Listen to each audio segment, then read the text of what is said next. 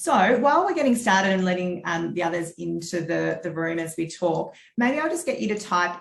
So in terms of most people on this call today are people and culture professionals. So I might just get you to type into the chat in what ways your teams are currently working at the moment. Are they all in the office? Are they hybrid? Are they all at home? So what's the ways that your teams are working at the moment? Just type into the chat.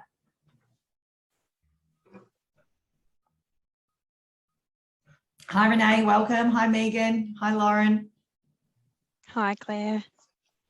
Hi, Claire. Yes, Lisa, this session is going to be recorded. So if you are having internet bandwidth issues, we will be recording the session too.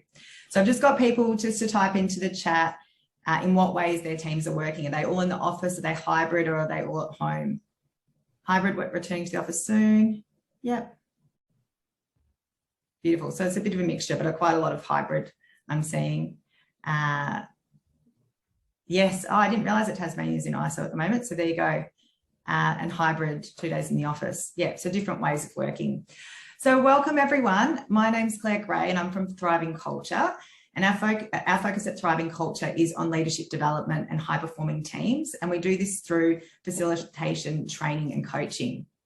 So the last 2 years has been pretty unusual for most people, and I think we've all learnt a lot. And so 2022 is a really great opportunity for us to redefine what the employee experience looks like. So today we're going to explore that in a bit of detail. And we've got Jennifer McPherson-Berry, who I'll introduce a little bit later, to do a Q&A about what's happening at the Coroner's Court, where she's the Director of People, Culture and Wellbeing. So today we're going to discuss how to build a thriving team in 2022. And there's three kind of key topics that we'll cover around the paradigm shift to hybrid work. We'll also talk about how to connect your team to purpose and how to motivate your team through strong leadership. So I do encourage you to think about how this applies in your business. This is going to be a very interactive session. So I do encourage you to participate. So you can take yourself off mute if you've got questions, or you can ask questions in the chat as well. We are going to go into small breakout rooms sort of halfway through the session also, because it is people and culture professionals. It's a really good opportunity for you to network, but also to gain an insight into what other organisations are doing as well. So our agenda today, we'll look at the current landscape of what's actually currently happening in 2022 right now. Then we're going to talk through some of those leadership challenges that are particularly facing people and culture. Then we'll go into the Q&A with Jen. And then I'll share a thriving teams model, which is helpful in terms of navigating hybrid work, but also connecting teams to be high performing. And then I'll also share what thriving culture does and what we offer. So let's get into it. So I'm sure most of you heard over the last sort of 12 months that the Great Resignation is coming, and apparently it was supposed to arrive last month. So I know there's lots of different language that's being used at the moment around the Great Resignation, the Great Realignment. But what's quite interesting is that the Australian Bureau of Statistics suggests that about 600,000 Australians are going to be moving and starting with a new employer in 2022.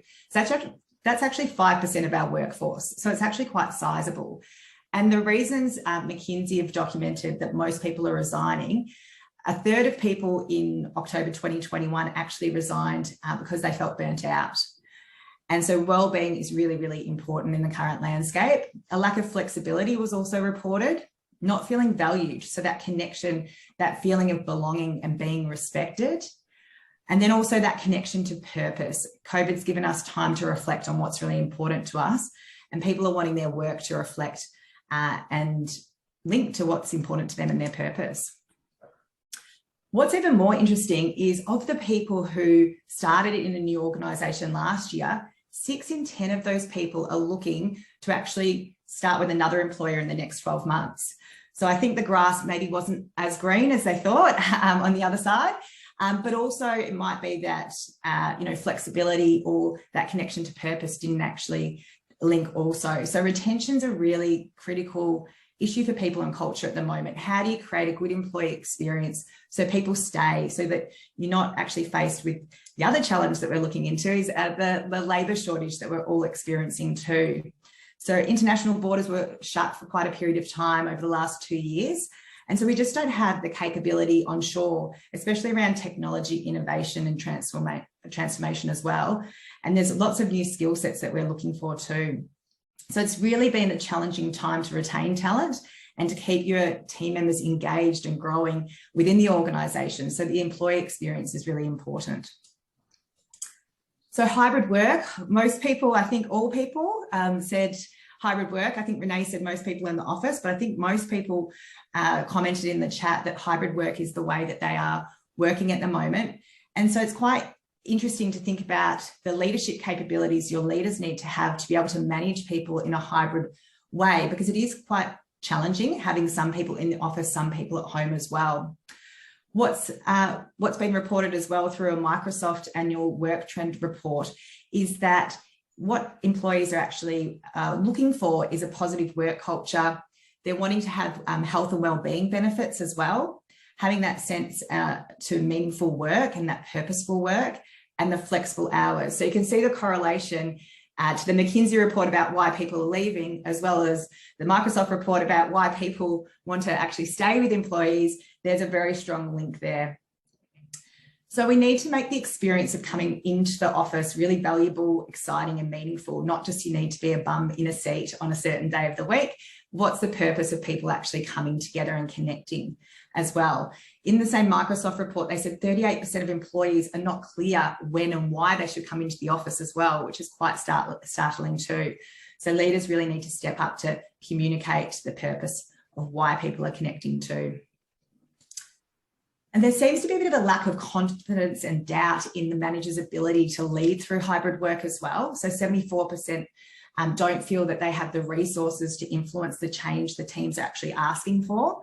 And 58% believe that they don't actually have the culture at work to actually sustain what hybrid work's going to bring too. So there's a bit of a paradox here that we need to face into. So I'll pause there. I'd like to introduce Jen to speak to us today. So Jen is the People and Culture and Wellbeing Director at the Coroner's Court of Victoria. So she has over 15 years experience in both corporate and not-for-profit and public sector. So before she actually moved into HR, she actually has quite an interesting background. She worked as a military police investigator and also a prison officer. So this experience really helped her have a really deep understanding of what motivates people and makes people tick. So since 2011, Jen has worked as the HR manager in the justice sector. So she was the HR director of the Supreme Court, the strategic HR program officer at Court Services Victoria, and since 2019 has been the director of people and wellbeing at the Coroner's Court. So the reason I actually asked Jen to come along is that I've actually experienced firsthand the cultural shift that the Coroner's Court has experienced over the last 2 years. So I've been working over the last 9 months with the Coroner's Court, both with the executive team so they can be high performing, but also with 24 of their leaders on a purposeful leaders program.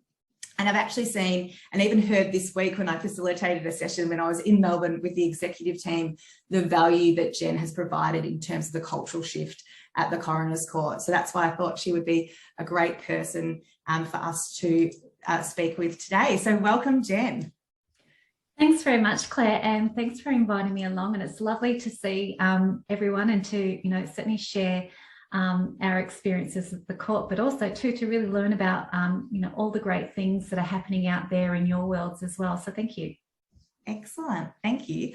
So to kick things off, what do you see as your biggest leadership challenge in 2022? Thanks, Claire. I mean, I think, and it's probably very much the theme of this discussion is really around reimagining work is the biggest challenge. And I think it's really fair to say that we are operating in very unprecedented times here.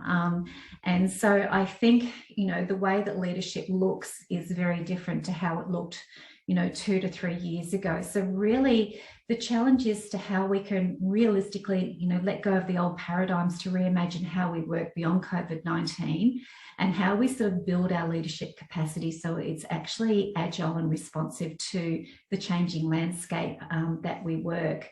I think for leaders, especially as we now sort of start to look at how we re-emerge from the pandemic and how we manage hybrid work is to understand that it's actually really difficult territory to navigate. I think many of us, in many respects, are still working amongst the weeds. And I say that to, from a HR perspective, a lot of us have been really critical to managing COVID safety, making sure our staff are okay and making sure people are, equipped to work from home. So very operationally needing to respond in a really fast way. And I think as we emerge from that is what does that look like and how do we create the space to think differently about how we return to work and how we lead teams, because the rule book is very much changing.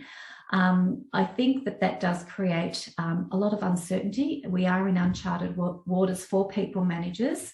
We have very quickly moved, from a traditional approach to having people in front of us, in an office, to working predominantly from home. And now we have to think differently in the space of 2 years.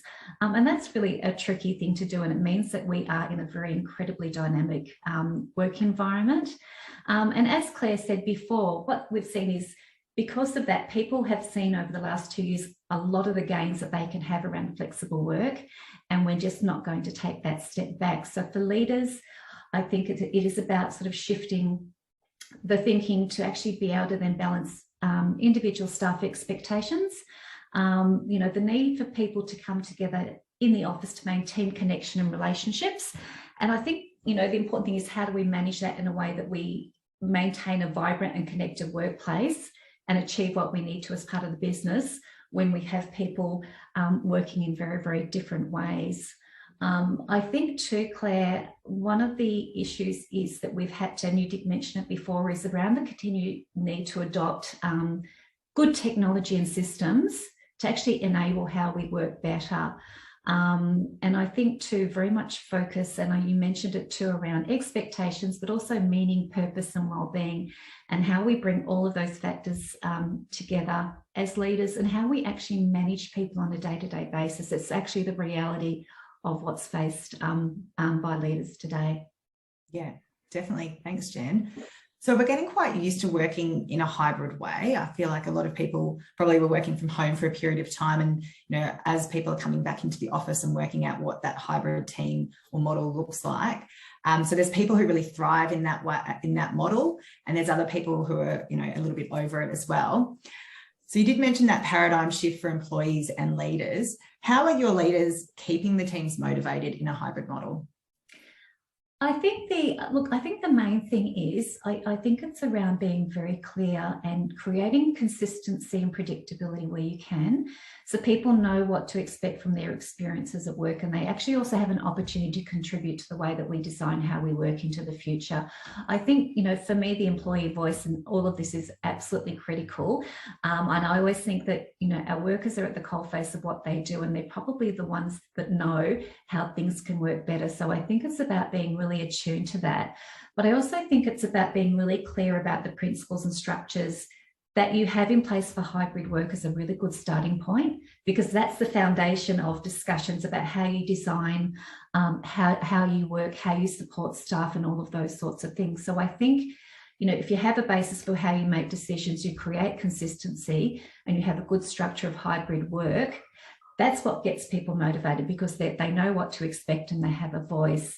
I think, that's something that we're very much focused on, going back to sort of the early days of the pandemic when we thought it was going to be 6 months, and then it became 12 months and then it became 18 months. And certainly in Victoria, as you know, for your Victorians in the room, we bounced in and out of, quite difficult lockdowns over time. Is that I think we looked at we really critically evaluated what flexible work looks like, and we reevaluated for our roles at the court. And we are fortunate, I suppose, because we can actually have a lot more flexibility, but we really reevaluated all of our roles, and we asked some critical questions about what can be done in the office, what can be done at home. And that was from a task perspective, but also clearly too about, the nature of the work that we do at the court and the importance of teams and team collaboration and team support. So, we really worked to that, and we co-designed it with staff, and we had lots of conversations around okay, what can we do from home? What's important for people to come together, to collaborate and to share? And from that, we sort of designed a flexible work system as a start point, and that's evolved over time, where we're sort of at the point where it sort of assists us in doing our workforce planning and how we encourage flexible work and taking into account the individual preferences for staff, because we know, some staff love working from home. They get a lot out of that. Some staff can't stand it, and it's a real individual preference. But if we have the business rules in place for our decision making, I think that sort of helped continue to keep people engaged and motivated over time. But I will also say too, we are emerging from the pandemic, and I think some organisations may have hard, fast rules to say you must return to work and you must return at this time and date, this many days a week. But it is a critical change process, and it's going to take time for people to adjust. And I think we need to carefully consider that and balance that against the needs of what the work needs to continue, people coming together. But it will take time, and I think we have to be agile in how we think about that. So I think for us, one of the things that's continued to keep people really motivated is that over the last 2 years, we haven't stood still. Whilst we've had to continue to, I think, respond to the pandemic, we've had some significant for instance, the digital transformation program. We've continued to work on continuous improvement, new initiatives. We've engaged staff in their design and brought together working groups across the court, all of those sorts of things, which I actually think has been quite energising, and it's actually harnessed engagement and motivation over the time. Excellent. Sounds like you've done a lot of work, and I love the fact that you've really been collaborating and co-creating what hybrid work looks like for the team. So obviously purpose and this connection to purpose has been a critical theme, and probably exacerbated through COVID because people have had time to reflect on what's important to them. So what have you done to connect your people to the purpose at the Coroner's Court of Victoria?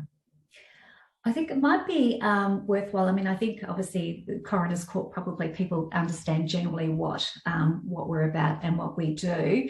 But I think by way of context, if I just briefly explain what that looks like on a day-to-day basis in relation to purpose, I think that might be important. Yeah. So, we are a very purpose-led organisation, and we're a jurisdiction that many Victorians encounter at the most challenging times of their life, when they've lost a loved one unexpectedly and the reasons are unclear. So with what we do at the court, it is our role to find answers for these families and to look at circumstances to determine preventing similar deaths from occurring in the future. So these are important responsibilities which we take very seriously, and because of that, our purpose is very clear. But how we go about, I suppose, connecting people to purpose is to live and breathe it in the day-to-day way that we work. I don't see purpose and vision and mission as lofty statements. If they are, then people will not connect to it, and they will not be able to see themselves within that. So really the way that we do it is that we make sure that we have a family-centred model, and basically that underpins each element of the work that we do, where families are at the centre of that.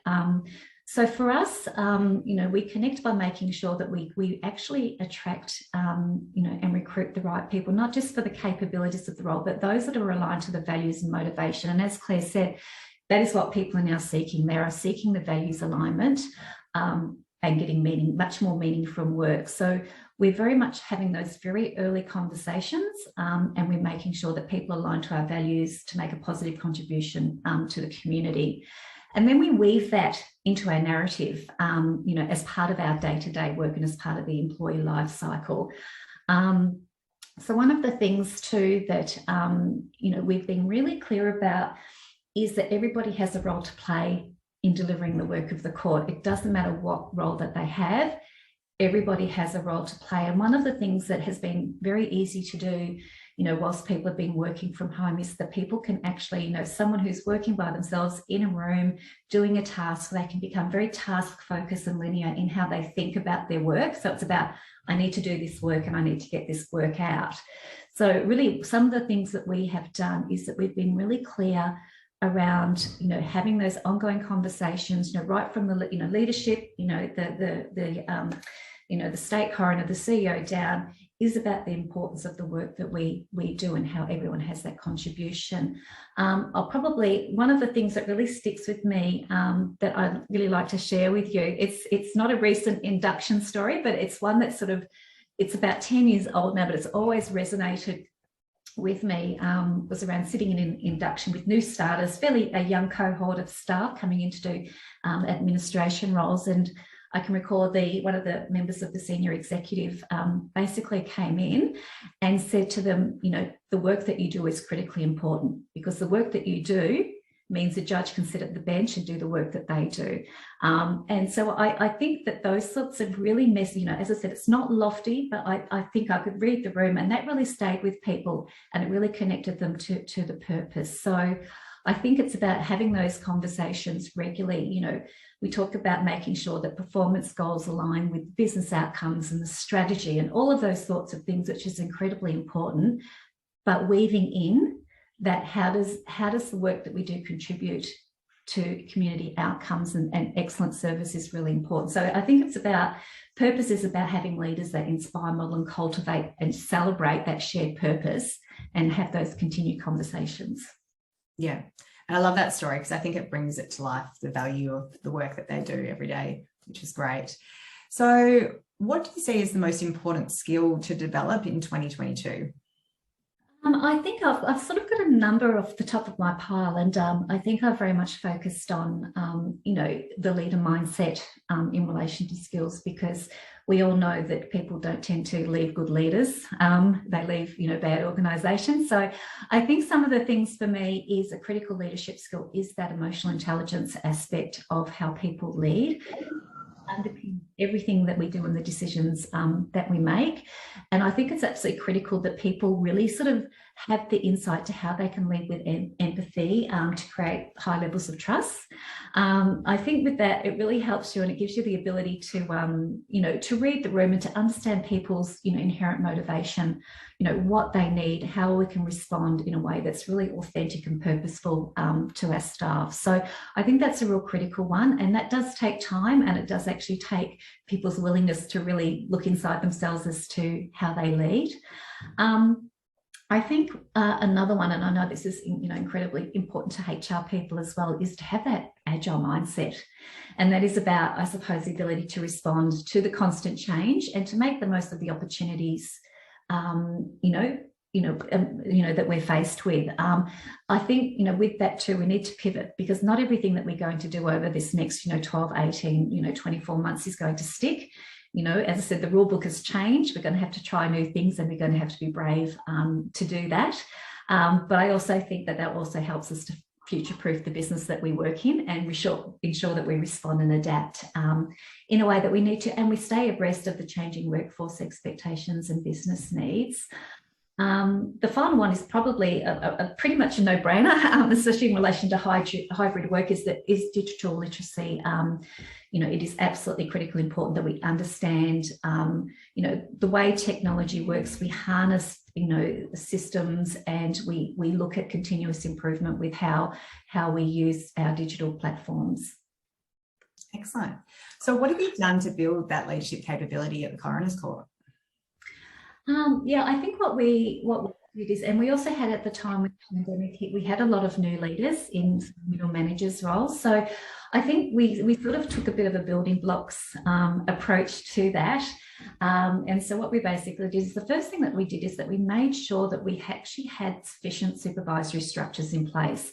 I think it's very difficult to look at developing leadership capability if your supervision structures aren't reasonable and can't support managers having the right teams in place to do the work. So we really looked at making sure the supervision ratios were workable.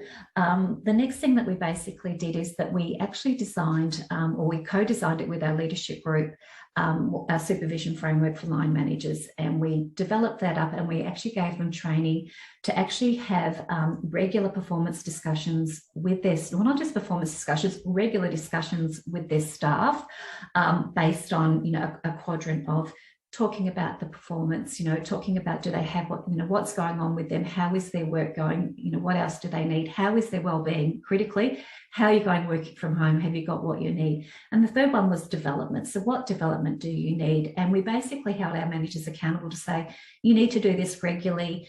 Like ours is monthly, and it just means, especially in hybrid work, and especially when working from home, is that we had that infrastructure in place to have that, and we had our managers trained up to be able to have those discussions. We reviewed our leadership capabilities, and we certainly reviewed it in a way that we took into account hybrid work, so we can then actually plan to what development needs will happen over time. And I certainly think, obviously, Claire did mention, we continued with the with our leadership program, which is a 12-month program, and obviously engaged Claire to do that. So we sort of continue to sort of build the blocks and do it in a real, in a way that was, way that people could, our staff could apply those leadership things in a living environment. So they're probably the key things that we put in place, Claire. Yeah, so it sounds like you've looked at leadership from a number of different angles as well, which is important. Because often we think of the quick fixes, whereas I think you've taken quite a strategic view to look at the whole, I guess, landscape. So the Purposeful Leaders Program, we started that sort of 9 or 10 months ago. So what value, or what have you observed in terms of the Purposeful Leaders Program, and what benefit have you seen in the Coroner's Court? Yeah, thanks, Claire. I think it has provided us a really good opportunity for our leadership cohort to come together. And in a way that help build confidence and understanding. So it's not just the fundamentals of leadership, but an insight into people's leadership styles.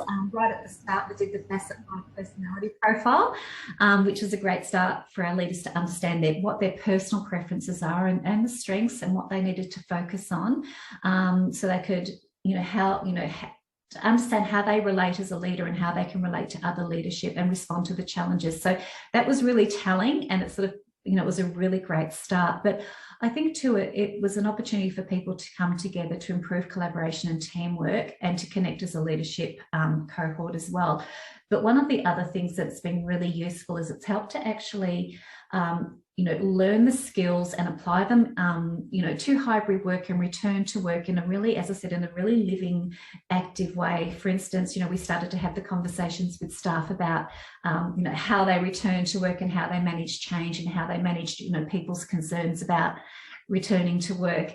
And that was used as probably a perfect example when, the managing change and having difficult conversations section of the program happened. So it's been a really nice way to apply the skills learned in a really active way, because I think that sort of makes it a bit more lasting. Excellent, thank you. So Catherine, the assessment tool that Jen referred to is called Facet 5. So if you want to find out some more information about that, I can send through some information after the session today. So I spoke about the Great Resignation, which I feel like it's almost like a dirty word to use these days. But for people and culture, I see it as a time to focus on the employee experience, really focus on how you retain your talent, but also attract high caliber candidates as well. So what are the key areas of focus on your people strategy in 2022? Yeah, thanks, Claire. And so I think the focus will, and it's probably not unusual to hear, that we will continue to focus on, the hybrid work, the future of work, and the new ways of working, and how we continue to, I think, very much focus on employee expectation, and how we position ourselves, and actually look at our value proposition for a workplace that can provide flexible work. I think one of the and keep it, I suppose, continuing to engage employee sentiment and all of those sorts of things. But I think, with our strategy, it is very much going, understanding what's important for people, and how we actually design, our work to support that. But certainly for us in the work that we do in a coronial jurisdiction, well-being is key. We do get, we get very committed staff, we get very talented staff, and I think it's about how we continue to engage and work with them to ensure that their well-being is optimum. We always look at the fact that we don't hire people who would just come and do work. We actually have people that, we employ the whole of person to come and work at the court. So I think we want to continue to engage, innovate. We need to continue to maintain our risk profile, I suppose, a good understanding of what our risk profile looks like, because, you know, we have certainly a risk profile where vicarious trauma, you know, is an element. So what systems that we have in place and what supports that we have in place. I think to, you know, very much focus on, you know, obviously Claire reflecting about what people want from their work experience. So, you know, our strategy includes ways that we can continue to develop, we can improve career planning, we can look at, you know, what opportunities are, you know, across not just our court, but the broader jurisdictions. So we are part of Court Services Victoria, and how we can look at career mobility, career pathways, just those sorts of really good things that continue to motivate and inspire people are probably our biggest areas of focus for the people strategy. Excellent. And the final question I'm going to ask you today is, obviously wellbeing is a key focus at the court given the type of work that you do, but also the fact that your title is People and Wellbeing Director. So how have you supported employees in terms of their wellbeing and to help them avoid burnout, which was, you know, reported as one of the highest reasons that people have left their employers? Yeah, thanks, Claire. And I think that's a really important question. I think, you know, there's burnout and there's fatigue and there's just, you know, those external factors that we didn't have control over. But I think, you know, the most important thing that we were very focused on is the importance of strong leadership and you know, consistent, clear messaging about work expectations and well-being. You know, I think, you know, one of the, you know, the key things is that when you have people that are very connected to the purpose of the organisation, quite often they'll place a lot of, probably more pressure on themselves than the organisation would. So, you know, what we sort of found is that sometimes, you know, in lockdown, when there was nothing else to do, that there was a desire to work longer hours, especially if the work provided meaning. But also too, I think if people are working in their home environment, they don't have those sort of distractions or the breaks that they can have at work. And that sort of, and you probably, all of you probably find that can easily lead to sort of wellbeing issues. So we were very clear on having a very targeted wellbeing program in place at the court.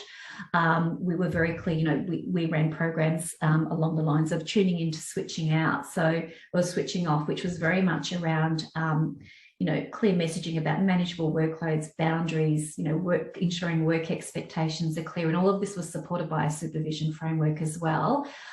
But also too, I think, you know, supporting staff to establish those new rituals and routines that were critical to that. So, you know, there was certainly a whole range of other wellbeing programs that were delivered across the courts group. But, you know, one of the things too is that it was also underpinned by the supervision framework, but also another program that we have in place, which is proactive wellbeing supervision, which is a program that staff actually see psychologists a couple of times a year just to have those sort of proactive wellbeing checks. So they'll probably, you know, opportunities for socialisation, probably what a lot of you have done as well, is to, you know, be really creative in that space, but also to, I think, a focus on continuous learning. And that was a way of really sort of saying, sometimes you need to down tools from doing the work, and sometimes you need to actually switch over and do some other things to break up the day. Excellent. Thanks, Jen. I think that everyone would have got a lot of value out of that. There was lots of little nuggets of gold and insight. So thank you very much for sharing that. So now we're going to go into breakout rooms. So I want you to just reflect on what your key leadership challenge is in 2022. And I want you to have a discussion with the people who are in the breakout room. Obviously, it'll be confidential discussion as well. I mean, we're all people and culture professionals as well. And we might just discuss some of those themes when we come back as a group. So Emma, could you just open up the breakout rooms, please? Thanks. So you can just hit the join button when it comes up on your screen. That would be fabulous.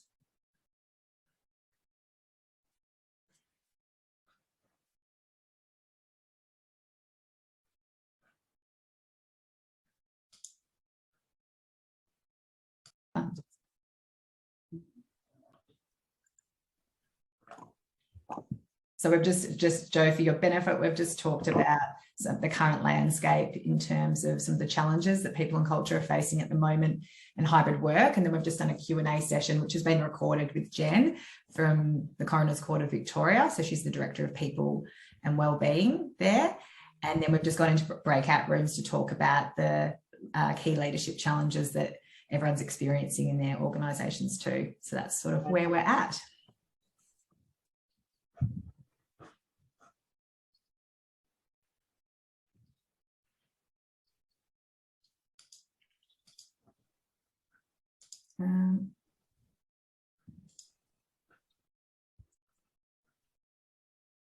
There we go. We were like this. Yeah, no, that's what I expected. It's not a lot of time. We probably could have had an hour for you guys all day, really. Beautiful. So keen to hear from a couple of people what some of the themes you talked about were. I think it was Pam was speaking in our group, and that was it the last comment you were making around the cognitive. I think that was really, really interesting. Do you want to, sorry, I'm just not to drop you in it, but I think that was really great. Pam, did you want to share? Yeah, so Megan and I are both in the higher ed sector at universities. We were just comparing that there's a lot of cognitive fatigue with our leaders. Like it's been hard for all industries, but the higher ed industry has been very affected by COVID, and a lot of leaders I talk to they don't even have the headspace to go there because they are so fatigued, and that is I think a real challenge at the moment in higher ed.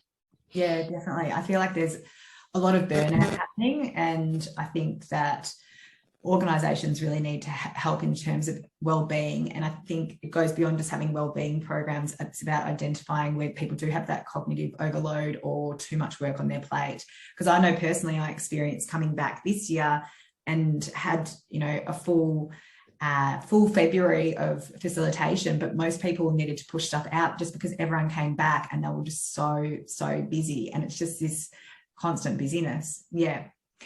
Any other comments potentially from the other breakout room? What did you discuss in terms of some themes?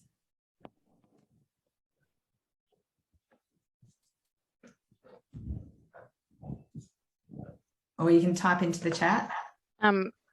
I was in the same breakout room as Pam, Claire, so I might just jump in. But I think further to your comments there, I think prioritisation and being able to clearly articulate, like when everything's a priority, everything's going on, everything's condensed, how to lead through that. I think I see that as something really critical for 2022. Yeah, and navigating those challenges as well. Yeah, and how to help people to understand, their teams to understand how to say no and what the priorities are in this kind of environment. Yeah. In the last month, or maybe about 6 weeks ago, we facilitated a session for tech leaders, and one of the key things they spoke about, which is quite similar because it was linked to accountability, but they talked a lot about boundaries and holding boundaries in terms of those priorities. And I think that's a real challenge, especially when you have external stakeholders, because it's a different company culture that you've got to navigate with as well in terms of their boundaries. So I think that you raise a really good point. All right, so just want to double check you guys can see my screen. Yeah, beautiful. Beautiful. So, Jen mentioned that need to connect to purpose, and what's quite interesting, Harvard Business Review just recently published an article where they talked extensively about the fact that we need to really know when people actually need to be face-to-face versus being able to work remotely, and actually used a bit of a graph around how to connect people to purpose in terms of the type of work that they do. So whether they're doing problem solving, there's probably a need for more collaboration, so using technology and tools to do that, versus more ideation and innovation, and even team forming that requires a bit more face-to-face. But often what we're experiencing is we've got new team members joining teams because of the movement that's happening in the market. So how do you connect those people as well and do it in a really purposeful and meaningful way? Hybrid cultures also need to think about the way that they treat their employees. So trying to treat all employees as though they're remote means that you're going to end up communicating very differently. So you need to make sure that we communicate them, not just communicating with people that are present. We need to be able to be really clear on what communication boundaries are and kind of create those artifacts or, I guess, rules of engagement so that people know what's expected also. Ensure that you're able to document what happens in meetings or record things so that people can actually revisit them if they aren't available at that time as well. So a few different themes around, obviously leaders in 2022 really need to connect their people to purpose. And I think about it on 3 levels when we think about purpose. There's purpose around, your individual hobbies, relationships, your family, giving back.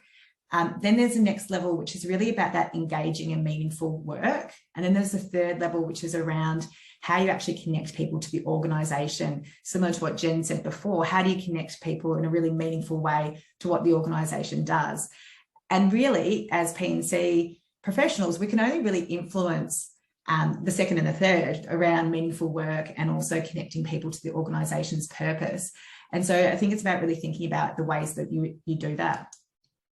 A few other trends and things to focus on for your leaders in 2022 is about that communication and collaboration, co-creating what work looks like and finding those meaningful ways for people to connect.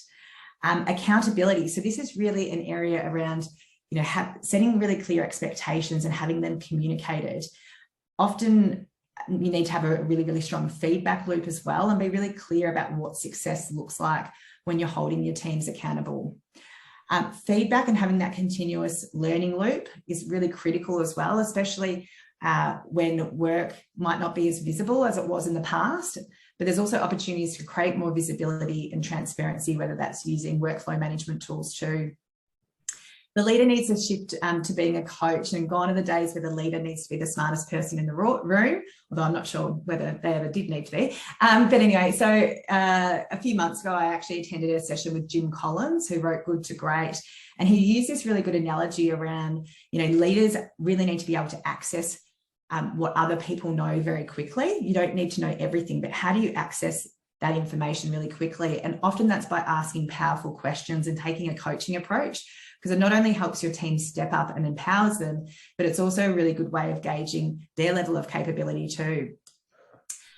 Care and wellbeing, we've talked about that, and especially in the context of that cognitive overload that Pam and Renee spoke about before, and people actually feeling like there's just so much on their plates. How do we actually create, or even in terms of care and wellbeing, how do we stop doing things as well? And then we also need to think about the career pathways and succession planning internally so that we can retain our talent, because people need to see that they can progress within the organisation. Even if it's a small organisation, you can still do this in terms of giving, more autonomy or different work tasks as well.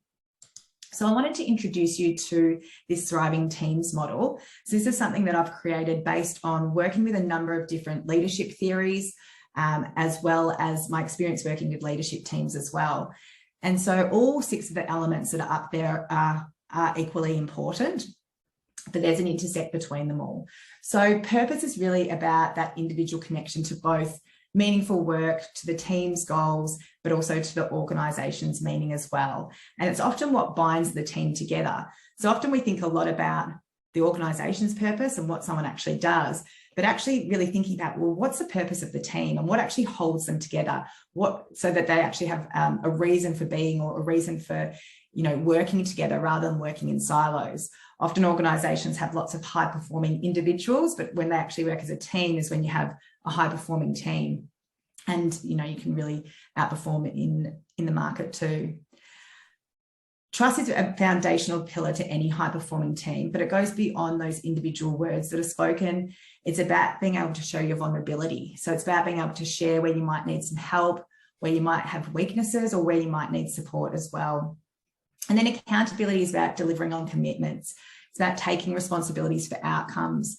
It's about using, your initiative. It's following through on key challenges as well. And this is an area where I feel like a lot of leaders come to me for help and support, because the culture or the way that they're leading hasn't set their teams up to hold one another accountable. So this often can happen either in passive cultures or nice cultures where they feel uncomfortable actually holding people accountable. And we then look at the intersects. Alignment's really around that commitment to the way forward for the organisation. It's about being really clear on expectations and understanding the direction. So everyone's actually, going in the same direction and following that North Star. And it's a leader's role to really rally people around the direction that you're going in as well, by creating those clear expectations too. It's also about creating, in terms of alignment, those ways of working and team processes as well. Challenge and support is about being able to have those healthy, challenging debates. It's about being able to have diversity of thought, get everything out on the table that needs to be said, and challenge each other in a way that, creates new thinking as well. And often, teams that don't have that healthy, challenging debate often have a lot of waste, and they're often not very innovative either. And then togetherness. So this is a very interesting concept, togetherness, especially when you're working in hybrid ways. It's about how do you connect people in a meaningful way? How do you feel like you're together when you're not physically together as well? How do you create that sense of connection so that, you know, people have each other's backs and they know each other on a human level rather than, you know, just as somebody within their team as well. So just in the chat, I'd be keen to hear, you know, what you would say are the team that you support's strengths in terms of those 6 elements I've just talked about.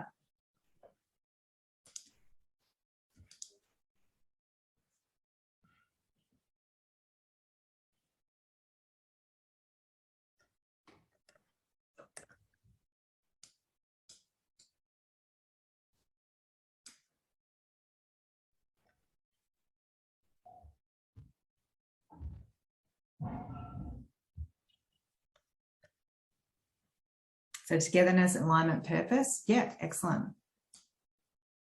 Yeah, healthy, challenging debate. Yeah, beautiful. Got to love a good team that has those robust discussions. But it can be hard to have that healthy, challenging debate if there isn't trust in place, because sometimes there can be other agendas at play. All right, so conversely, which areas do you think you might need to improve?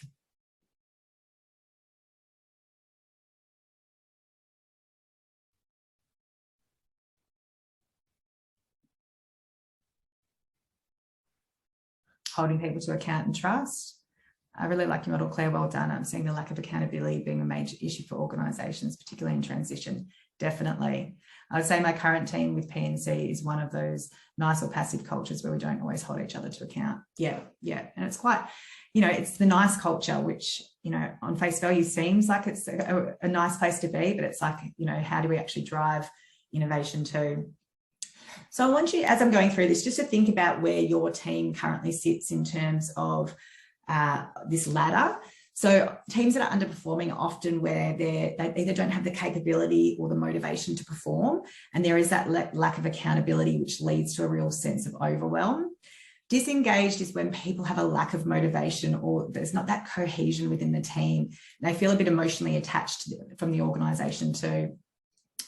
When I talk about complacency, this is when, you know, teams are cruising along, they're doing the bare minimum, they're not being challenged. And this often happens when people have been in the role for a little while as well. They might need to be re-challenged or to do different things too. Performing is when people are meeting expectations, they're getting the job done, but they're not really going above and beyond in any way. When teams are engaged, they care about the organisation and there's a sense of motivation towards what the organisation is doing. And then a thriving team is a team that's really high performing. There's a sense of connection to the purpose. There's deep trust and a sense of accountability. So keen for you so Jo's just said that she's in a great team at the moment with a great boss and everyone's engaged. Excellent, that's good to hear. So keen to hear the team, so not necessarily the team that you're in, but the team that you support. If you support a team, if you don't support a team, then you can talk about the team that you're a part of. Where would you put them on the ladder? Which rung on the ladder? You can just type it into the chat.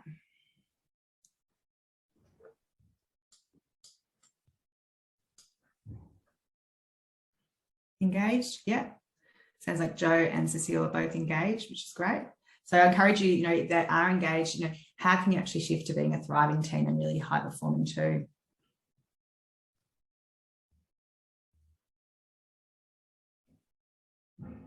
I support a team, they're definitely engaged, but post-transformation, there's opportunities to shift to thriving. Yeah, tricky questions, only 6 months in the team between performing and engaged. Yeah, thriving is we're so closely aligned to purpose. It's a very small team at Plan B.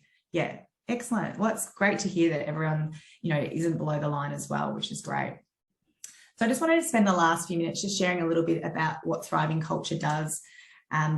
So we spend a lot of time with different organisations such as the Coroner's Court, building out leadership programs. So these can be tailored really based on what the organisation's trying to achieve. So some organisations will have a one-off training, which could be 90 minutes to 2 hours, half a day or a full day. But for a lot of organisations, they want to sustain the leadership capabilities and have an opportunity to try things out, practice. And we run programs so we actually sustain and embed a lot of the learning that happens. So if I use the Coroner's Court as an example, so we had that 12-month purposeful leaders program. And what we actually did with Jen was I think I facilitated maybe 10 of the sessions, and then the other 2 sessions, other providers that, you know, were OH&S specialists, etc., came along. But from an experience perspective, it was end to end. It felt like they were part of the Purposeful Leaders program. We haven't quite finished the program yet, but we've had some really good results. So mid-survey results, we had a 21% increase in being able to give actionable feedback, 18% uplift in confidence in their ability to lead, 18% uplift in managing underperformance, and 17% in ability to coach. And I put the caveat around that we got these results before we'd actually done the feedback and coaching training, because a lot of the other skills like managing people through change, communication, accountability, link to those things as well. We also have a Thriving Leaders program. So this is, you know, direct to the public. So you've got 1 or 2 leaders or a group of leaders that you want to send on a course. We've got an 8-week online interactive program. So we're up to our 7th cohort now, and it's a real mixture of leaders from different organisations. So there's the opportunity to learn and grow. So we cover what's in the outer circle there, and the program costs $3,000 per participant, but we do offer a discount when there's more than 1 team member that attends as well. Then we also work with leadership teams. So I've worked with a number of different leadership teams or teams within organisations that, you know, can be at lower levels in bigger organisations as well, really on their team effectiveness. So how they can build trust with each other, how they can build their self-awareness and understand the impact that they have on the team, what their contribution to what is actually going on within the team is. The way we do that is we work on real business challenges as well as using leadership theory and high-performing team theory as well. So I believe what we did with Jen and her executive team was we looked at operationalizing their strategy as a business challenge that they were working on, as well as, you know, helping them build trust with each other and connecting them. It's probably fair to say session 3 out of the 4-part sessions that we did this week, you know, was a challenging session, and we did push the team out of their comfort zone, but the result was hopefully, well, it was a positive one. I got feedback on this on the day that it was a positive one. So, you know, we are trying to really help grow those leaders as well. And then finally, the other offering we have is one-on-one leadership coaching. So this is where we'd create a coaching agreement and have a number of sessions. So it could be 6 1.5 sessions over a period of time based on the coaching goals as well. So here's a couple of the clients that we've worked with, and here's what some of our clients have had to say as well. But just before we wrap up, I'm keen to, maybe I'll get you to type into the chat in the interest of time, what's been most valuable for you today based on what Jen and I have discussed?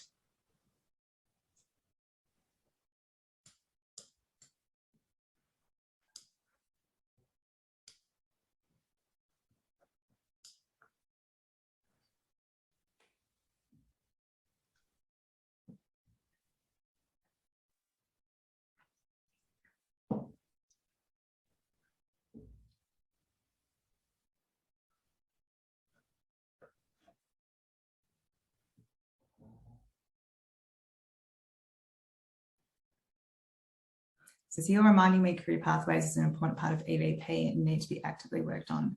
Tend to focus on REM perks wellbeing right now. Yeah, it's like, how do you retain your talent so that they feel engaged? Yeah, beautiful. What did others get value from?